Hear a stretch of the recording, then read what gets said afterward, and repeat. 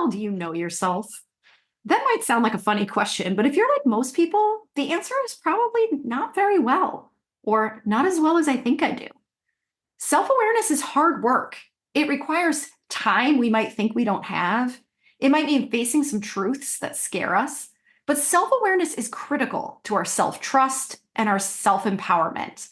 This week, I talked with Zovig Garboushian, a fellow executive coach and speaker, about the ways in which self-awareness unlocks our power and puts us back in charge of our own lives.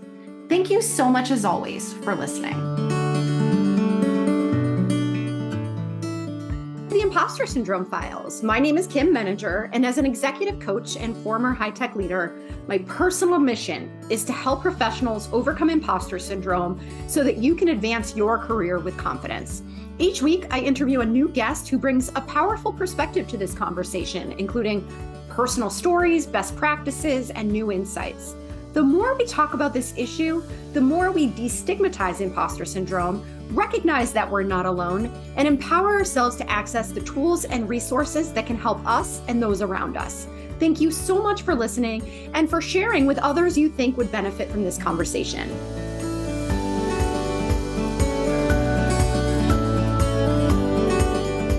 Welcome, Zovig. It's wonderful to have you here today. I'm excited to jump in. And before we get into the meat of the conversation, I'd love to invite you to introduce yourself. Tell us a little bit about you.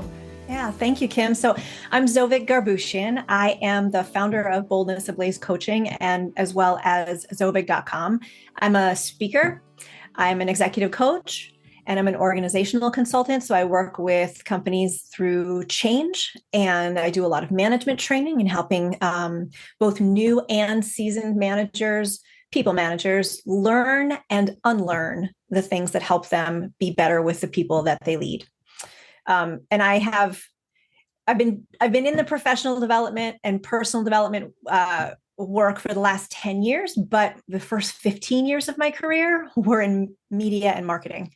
And that was a lesson in being really, really good at something, but not being connected to it at all.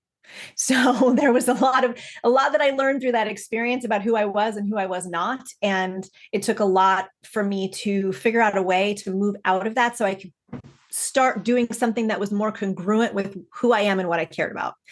And so in my work now, I work with a lot of leaders, executive leaders, people managers who are trying to be, we use the word authentic a lot, right, in this world, but when they're trying to be authentically confident and authentic leaders, meaning that the way they feel on the inside is reflected by the actions they take on the outside. So that's what I mean when I say authentic. And really, my core work and foundation is about helping people become more connected to who they are, so they have access to change the things that aren't working for them and then create the things that they do. Ooh, I love it. And I want to go back, if it's okay with you. I want to start with your own story, because Sure. A lot of things come up for me when you talk about wanting something that's more congruent with who you are. And I think that there are so many people out there who feel caught in that trap, right? You may be good at something, you may have invested a lot in your education or experience, and it sort of feels like, well, I'm stuck here now.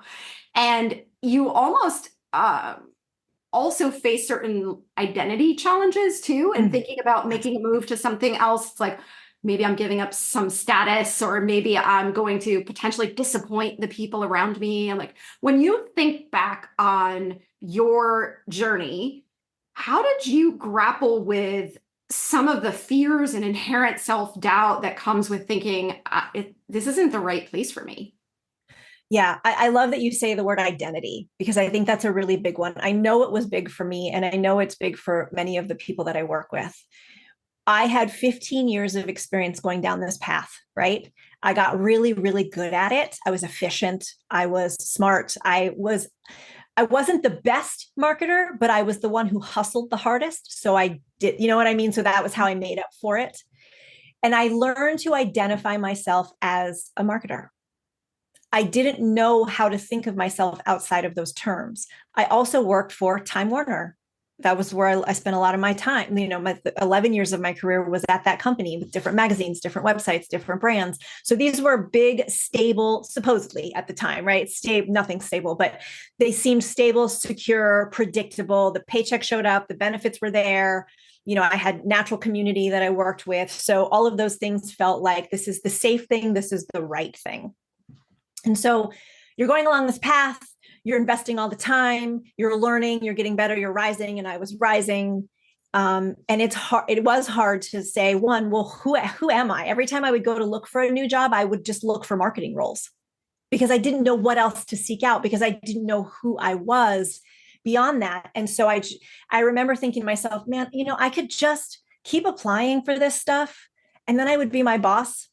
And that doesn't feel right. I always felt better being the number two, because then I didn't have to, I had a buffer between me and the higher ups, right? I was like, I don't want to deal with that. And I knew that, and I knew enough about myself in that way. But I thought, well, if I'm not wanting to deal with that, and I'm not wanting to get up there, what does that mean about me? And I had to look at how I was relating to myself and who I understood myself to be. Now, I had a gift given to me from the universe. I was laid off twice. I didn't learn the lesson the first time, but I learned it the second time. And for me, I realized layoffs are different experiences for everyone. So I don't want to make any assumptions. But for me, I had a little bit of savings. And so I had a little bit of time that I didn't feel like I had to rush to find something, and I could take some time. And what I did that was the first time I started working with a coach. It was not the first time I had done any self-reflection or digging. I've been in some form of therapy, coaching, self-development, professional development for 25 years. But that was the first time I'd worked with a coach.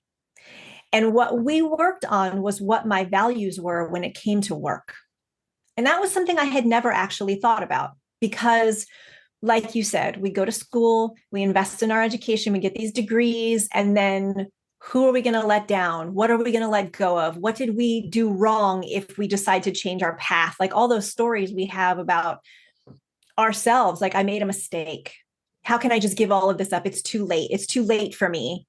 And I got to face all of that when I worked with this coach, and I understood what my values were from a professional standpoint. And one was that I wanted to own something and not just be executing someone else's vision.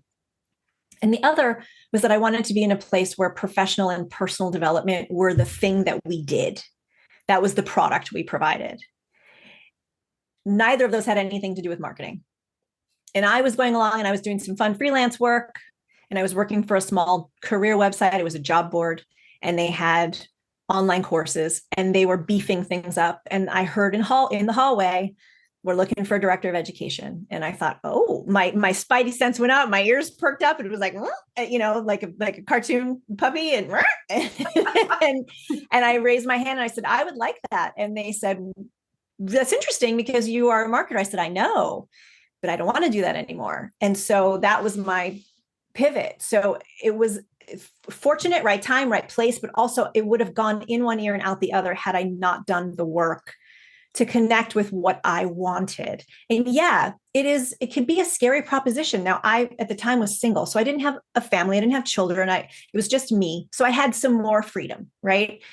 But I also think that you don't have to just quit if you want to make a change. You can come up with a phased approach. You can come up with a timeline. You can find ways to do it responsibly and face the what ifs and the who am I's and what if this doesn't work and all of those kinds of questions, because they will come up, and it's natural, it's human, it's normal. When we are in a place of uncertainty and we don't know the outcome, it is natural and normal to have fear or worry or unsureness.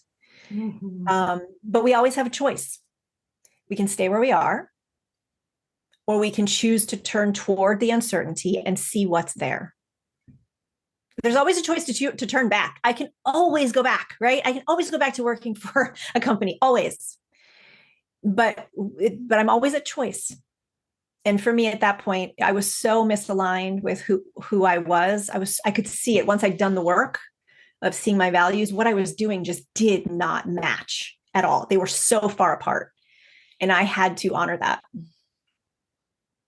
I love that. And, as you're talking, what I'm thinking about is, and this was true for me too, I worked in high tech for the first half of my career. And, I would argue I did a good job and, it was fine, but it wasn't in alignment with who I am. And so there was always this feeling of, is this it? Right? Like, Yes. is this it? And, and I feel like the self-doubt was stronger because I was kind of forcing myself to learn and care about things that I just wouldn't have chosen in the faking. Oh, the faking of it. Oh my goodness. The energy leak of faking that you cared. Exactly. But I think the challenge that you're describing too is that as humans, right, we are wired to avoid danger, and uncertainty translates to danger in our brains. And so a lot of us know that where we are now is not the best fit, but we don't know what to move towards. Yeah. So if you don't know what to move towards, then the comfort zone, however miserable it is the safest place to be, right? So you'll stay there for a long time until you do the work that you're describing to figure out, who am I and what is the right path for me? Yeah. Yeah, I love, God, you said so many good things. The faking of it. I remember, being around the conference table and the weekly sales calls. We just scored this new client. People were cheering. I'm like, really? This is what we're excited about? I could never get excited about it. I had to fake it a lot. And that's an energy leak. It is a massive emotional and mental energy leak when we have to fake interest in what we're doing. But the experience of doing that kind of digging and doing that kind of self-reflective work. And with this was a coach, this was what she was trained to do. Right. So that it was really, really valuable for me to do that kind of work. But if we don't know who we are, then we have to go find out. If you don't know what you want, isn't it worth it to find out? I mean, we live in our bodies our entire lives, and yet we are the last people we get to know. And that to me is an outrage. Right? Prioritizing us, ourselves, our needs, what we care about, what we want. That is a learned act, especially with women, because I was not trained to articulate what I wanted. I was trained to, put your head down, do your work. And it was to keep me safe. It wasn't because people were, nobody was trying to make me miserable. It was to keep me safe, to make sure that I went to school, I did my stuff, and I was safe. And here's the thing though, often we are not in danger. And what you said about it translates to danger. I think our brains and our emotions get really mixed up. This is danger. It's not. We are in charge at all times, even when things go haywire, even when things go off the rails, not what we wanted. This is not what I chose. You still have choice in how you respond to it. Always. Acceptance is part of life, and accepting things that are not our preference is grown-up stuff, but we can move through it. Right. And so I wasn't in danger. And if I had to hustle and go find work because I needed to pay the rent and I couldn't, I would have found it. I would have done it. I think part of this is self-trust, having your own back, knowing that whatever happens, I have my back. I can land on my feet. I will figure this out.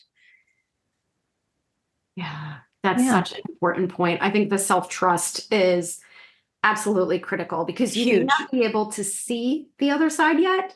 Right. But you can trust that you can handle it when you get there.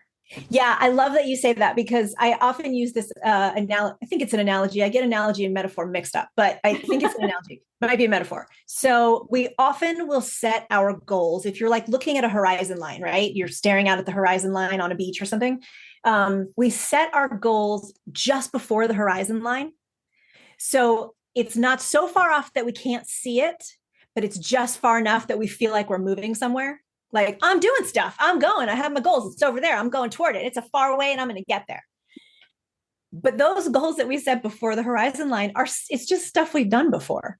It's just another version of something I've done before. If I had stayed in my marketing director role, the next position might have been a VP of marketing. I kind of was already doing VP of marketing stuff. it wasn't so new. It wasn't such a stretch for me to just get promoted to the next level of marketing, right? That's a goal before the horizon line. What's beyond the horizon line is the stuff you don't exactly know how it's going to work out, but you trust yourself enough to know that when I get there, I will figure it out. Because I want to, because I deserve it, because it's meaningful. Because if I don't, what are my options? I love that. And that really syncs up with the way that I think about even just having confidence and overcoming self-doubt is trusting yourself and believing in yourself does not mean having all the answers. It does not mean being perfect, right? It means knowing you can handle it. Right. You have lived life long enough to have figured out how to tackle problems. You'll figure this one out too. Right? Yeah. It's almost like when we, when we talk about ourselves, it's like we're talking about someone else that's driving the car and not us. Well, what if I can't do this? And what if this happens? It's like, well, you're driving the car. I'm always driving my car. No one else is. I'm not letting other people into your driver's seat. I remember I watched, oh gosh, I don't remember what I was watching, but it was like a Q&A, right? And someone in the audience stood up and said, should I be worried if, and I can't even remember what she was worried about, but the key of that was, should I be worried if, and the person on stage said, is it your preference to worry? And it was such a simple response that it just kind of hit her like, oh, no, it's not my preference to worry. It's not my preference to not be on my own side. It's not my preference to have self-doubt. And so I think we can choose those things. And sometimes it's a habit for me to doubt myself. Sometimes it's a habit for me to assume that it's not going to work. But I think the thing that gets us out of those, Kim, is our connection to ourselves. It's self-awareness. It's the relationship that we have with ourselves. The deeper relationship we have with ourselves, the more connected to who we are and who we know ourselves to be, the faster we can get out of those moments. Because it is not about never having self-doubt. I am a human being. I will feel those things. That is natural. It is not, in a new situation where I'm the only woman, or it's totally new for me, feeling that imposter experience. That's a natural thing. How long I stay in it is up to me. And so it's not about never feeling those things. It's about how long I stay there. If I'm going to believe the talk track of like, oh, you're not as good. You're not as capable. I'm new at this. So I'm not that good. I'm just going to keep quiet. No, new is great.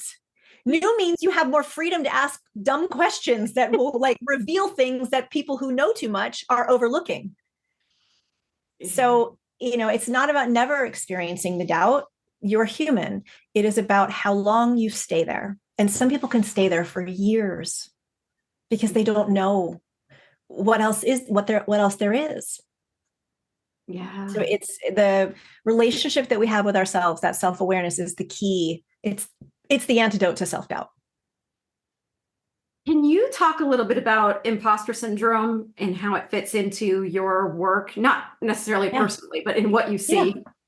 Yeah. I mean, I see a lot of, let me just say, I work with a lot of high level, powerful. By powerful, I mean they have influence in their roles, women. I work with men as well.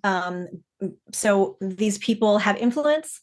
From the outside, they appear confident, and they are. It's not like they're faking everything, there are moments. Each of them have their specific moments where that imposter. And by the way, I don't love the word imposter because I don't think any of us are fakes or frauds.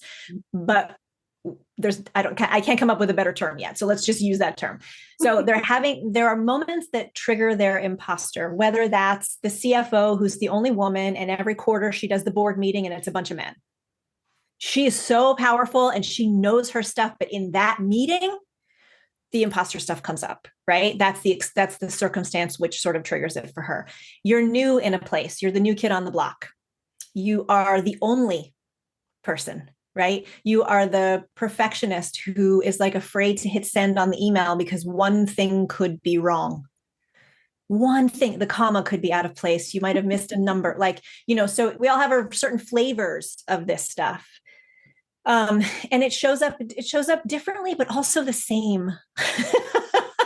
It shows up differently, but also the same. I'm not sure about myself in this.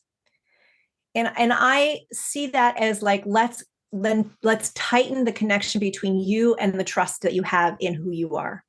And that even if you are not liked, if you are disagreed with, if you are turned away, it doesn't diminish who you are, because you get to decide who you are. And I know that this is not a new message, right? This is out on there. I mean, look at any Instagram account, like, this is the stuff that's out there in memes.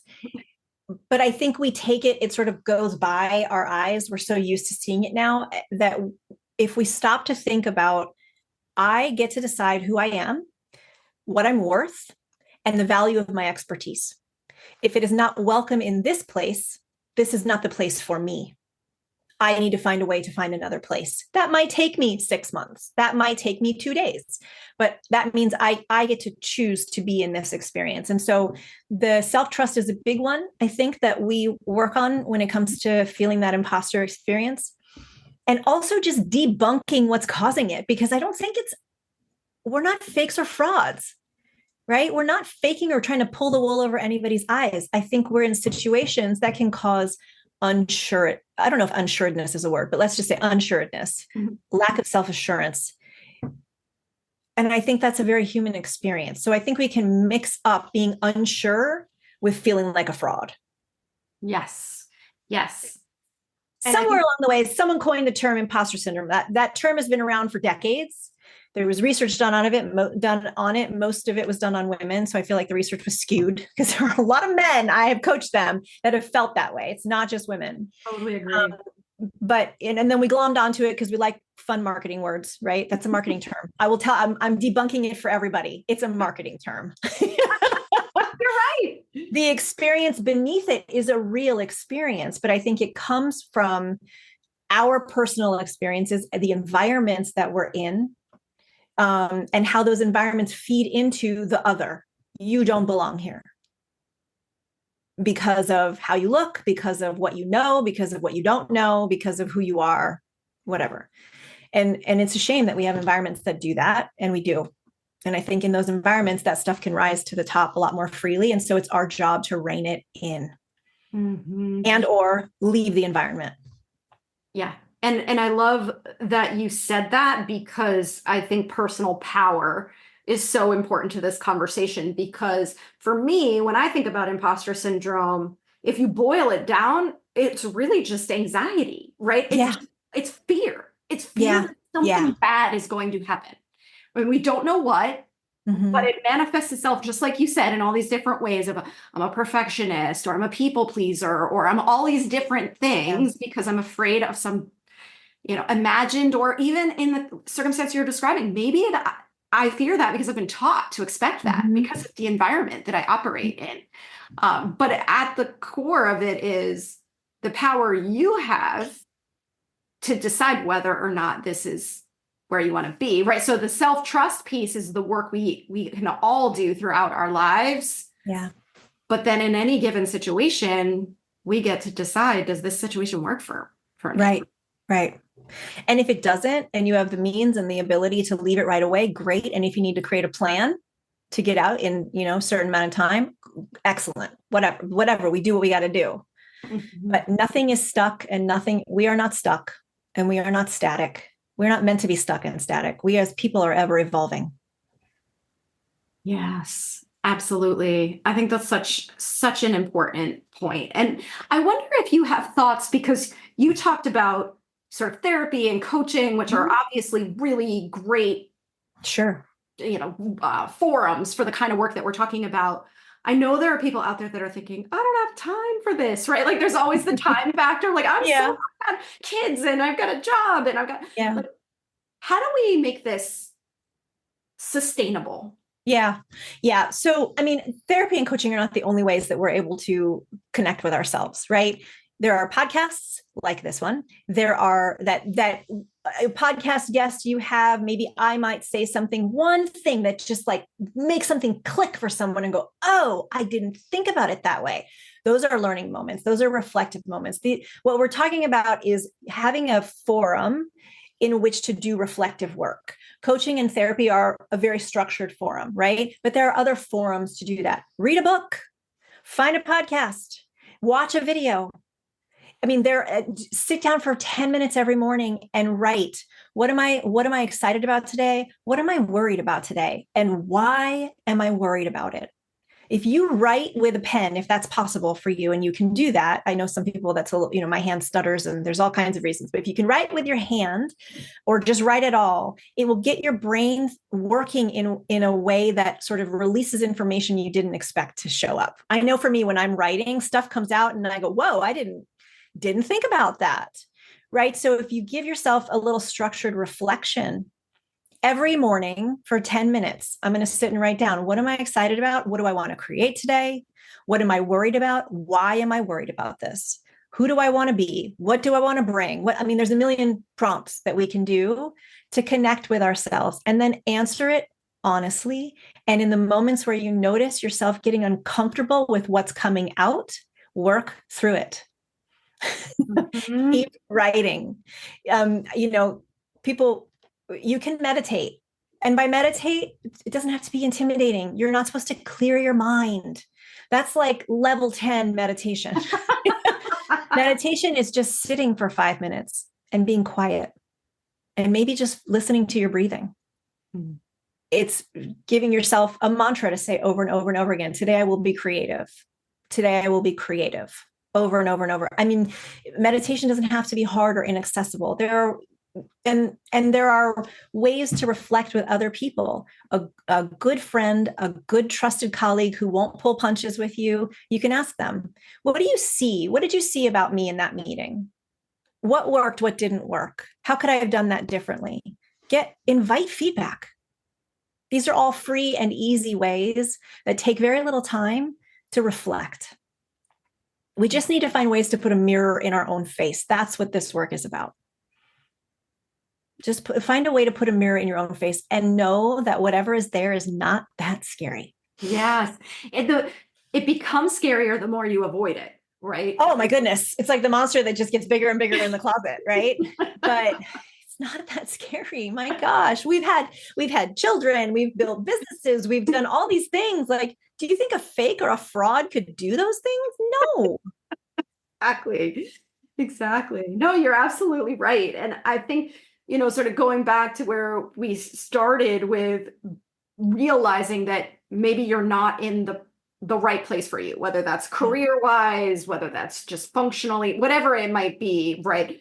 I have unfortunately worked with and talked to so many people who plow through their physical and emotional experiences and to the point at which they break down, right? Yeah. Something happens, they get sick, they have to take a mental health leave, something catches up with them. And I think what you're talking about too, and getting to know yourself, is just listening to your body, listening to the cues, right? That come, because your body knows if something's right or not, right? Yeah. But we're so quick to just dismiss, like, oh, I've been really tired lately, I just need to drink more coffee, or I haven't been feeling well, I am just going to, ignore it and keep plowing through. Yeah. Yeah. The body, I love that you brought up the body. That's another way of reflection. If we stop to slow down and listen to what our bodies are telling us, because they know the body, there's a book, it's called The Body Keeps the Score, I think. I have not read the book, but I can tell you that I already love the book because the body does keep the score. The body knows what's up. For me, I had stomach issues for years. My stomach was telling me something. And then I was one of those people that got very sick. I developed Graves' disease and hyperthyroidism, and it took me down hard. And I had a 5-year recovery period from that. And I was not paying attention. I was not paying attention. I was feeling it. I knew it was happening, but I wasn't listening. The body will tell you everything. For me, in the times, there were moments where I know that if I'm really, really upset by something, like I'm talking on a core in your bones level upset about something, my throat will start to close up. That's a sign for me. I can get a tension headache after I've had an experience of being anxious about something. I will get a tension headache from it, right? So the body will tell you what's going on if we stop to pay attention. But I don't know where we got this idea that like plowing through things meant you were strong. or not being able to name an emotion means that you're strong. I don't know where that came from, but the awareness of having an emotion, what that emotion is, naming it helps us move through it. Yeah. If I, gosh, my back is really killing me today. Like, what's going on? If I stopped it for 2 minutes to ask myself, what's going on? I might find that I'm stressed about this, or I'm worried about that, or, and it's once I name it, I can address it. That's right. But if I don't name it, you're going on with a sickness that you're just dealing with symptoms, but you don't know how to treat yourself. That's right. That's exactly right. And that's how I think about imposter syndrome too, is that if you're just living in this chronic state of self-doubt, there's nothing you can do about that, right? I personally have struggled with anxiety my entire life. And when I get into an anxious spiral, I'm not problem solving, right? I'm just ruminating and worrying constantly. And you have to be able to say, what's the actual problem? What am I actually worried about, right? What is it that I'm afraid of? And then once you can name it, to your point, now I can address it. Now I can come up with a plan. Whatever that plan is, like you said, it could be a short-term plan, it could be a longer-term plan, but at least it puts me back in that driver's seat, as you were talking about before. There are some of those emotional experiences are a lot more powerful and stronger than others.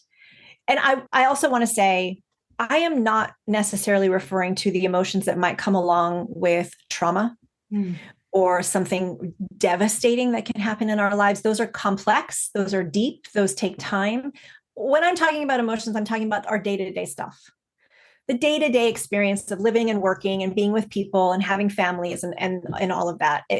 I think we have a lot more say in how we respond to our lives than we give ourselves credit for. But if I refer to myself as I'm an anxious person, I'm a control freak, I am a type A, I am a people pleaser, you bet your ass you're gonna walk right into that and live that to the nth degree. You're right. You will show up that way, you will follow that narrative, you will live that script, it will be who you are. So start by changing the language. I experience anxiety. That's real. It's not that it's not real, it's very real. I experience anxiety. I have in the past have a tendency to people please. I have in the past have a tendency to want to control things. It is a tendency of mine, but it is not who I am. Yes. If I believe that is what I am, I will live into it. I guarantee you I will live into it. That's such an important point. I'm so glad you said that, because it brings up a couple of points, right? Is the idea that we tie our identity to this narrative, but also language matters, right? Language matters. And your brain, I always joke, like, your brain's not a fact checker, right? Your brain believes whatever you tell it. You keep telling yourself you're a perfectionist, your brain's going to show up that way. That's right. Yeah. We're not stuck in these narratives, even though it feels like we are. I have full agency over me. In fact, I am the only thing I really have full agency over. I don't have agency over other things, other people, other situations. I can be in more predictable experiences, but even those, the rug can get pulled out from under me at any time. All I have is how I respond. And I would like to speak about myself and talk about myself to myself in a kind and compassionate way. I'm new here, so I don't know as much. So I'm going to feel a little unsure for a time. This is not a permanent state. And it does not mean that I am a fake or a fraud. It just means I'm new here. And I don't know everything yet. Yeah. And I think to add to that, you've been new before and you've survived. Yes. And you lived to tell the tale and no one died. And it was great. Right. I think sometimes we forget, like, you weren't born a marketing director, right? Like, you weren't born all the things that you end up stepping into that feel scary in that moment. The steps that got you there were once new and scary too. Right. And we tend to isolate the current situation as opposed to zooming out and saying, oh, here we go again, right? Yeah, I know it's going to be uncomfortable. I don't love this time, but it comes with the territory and I know I have the resources I need to handle it. Right. And that's really positive self-talk. And that's really honoring yourself instead of breaking yourself down. It's amazing to me how quickly we can jump to conclusions about ourselves that are not positive. Yeah. It's really astounding to me that we can do that to ourselves. And yet there's so much good that we can say about who we are. And look, we're not perfect. I got news for every person who might listen to this. You're not perfect. You're going to screw it up. You're going to make mistakes, and everyone will survive, and it will be fine. It will be fine. You will learn a lot. I learn a lot every time I make mistakes. I try not to. I don't want to, but it also doesn't diminish who I am. Yeah. Yeah. And I find that, when you think about it from the perspective of your nervous system, the more you're afraid of making a mistake, the more likely you are to make a mistake. That's right. You're so right. You're so right. I can count so many times where I was so scared trying not to make a mistake, and then I messed it up anyway. Yeah. You're not in the part of your brain that makes clear choices when you're in that state of constant fear. Yeah. Yeah. Oh my gosh, Zovig, this is such an amazing conversation. I could stay here all day. Thank you. I know that you do this work, and I want you to share with people who might be thinking, I want more of her, where they can find you. Yeah. Yeah. So you can find me a few places. First, you can find me on LinkedIn, just my name, Zovig Garboushian. And you can find me I have two websites, boldnessablazecoaching.com. And the other is zovig.com. One is for executive coaching and one is for speaking and training. I'm at either one. You can find me at either. And I love to connect. I play a lot around on LinkedIn, so I love to connect there. So please reach out and get in touch with me. Wonderful. And I'll put those links in the show notes as well. Thank you again, Zovig. This has been fantastic. You. Thank you, Kim. It was a pleasure. Thanks so much for listening to the Impostor Syndrome Files. If you would like to continue this conversation in a safe and trusted space, I would love for you to join my virtual discussion group every Thursday at 12 p.m. Eastern. For the past several years, the group has been limited to women, but it is now open, regardless of gender, to anyone who is interested in exploring and troubleshooting common workplace challenges, building better awareness of ourselves and others, and becoming more inclusive allies at work. Check out the show notes for more info on how to find us, and please join us next week for another episode of the Impostor Syndrome Files.